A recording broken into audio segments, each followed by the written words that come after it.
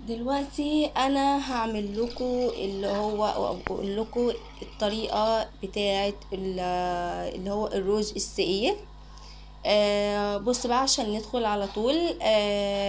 هتجيبي معلقه جليسرين كبيره، وهتجيبي نقطتين ميه ورد ونقطه كحول. واخدين بالكم؟ نقطتين ميه ورد ونقطه كحول واحدة، عشان الكحول ده عشان يثبت الروج بتاعك. وهتبدأي ان انت تدمجيهم مع بعض كويس كويس كويس كويس. وبعد كده هتكوني مجهزة علبة او ازازة بتاعت الروج بتاعك، وتبدأي ان انت تحطيهم فيها. وطبعا ما تنسيش لون الطعام.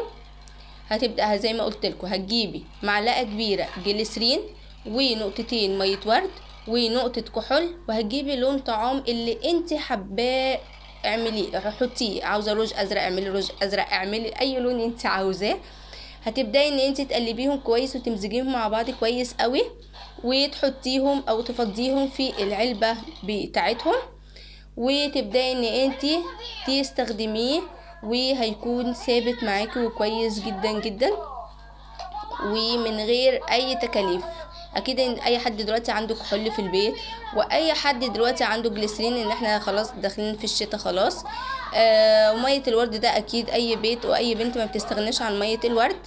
فكل المكونات موجودة في البيت، هتوفر لك كتير جدا، وهتعملي روج او الروج السائل من غير اي تكلفة، من غير اي حاجة. بدل ما تجيبي الروج السائل بمبالغ، هتعمليه في البيت وبحاجات طبيعية جدا، وهتستخدميه وهيكون جميل جدا معاكي من غير اي تكاليف. وانا دي مهمتي، ان انا حابة ان انا اعمل لكم فيديوهات زي كده عشان توفر معاكم، او ان احنا الدنيا طبعا بتغلى كل يوم، فهي ده توفير ليكم، وفي نفس الوقت حاجة طبيعية هترطبي شفايفك، وفي نفس الوقت هتدي شفايفك اللون اللي انتي حباه.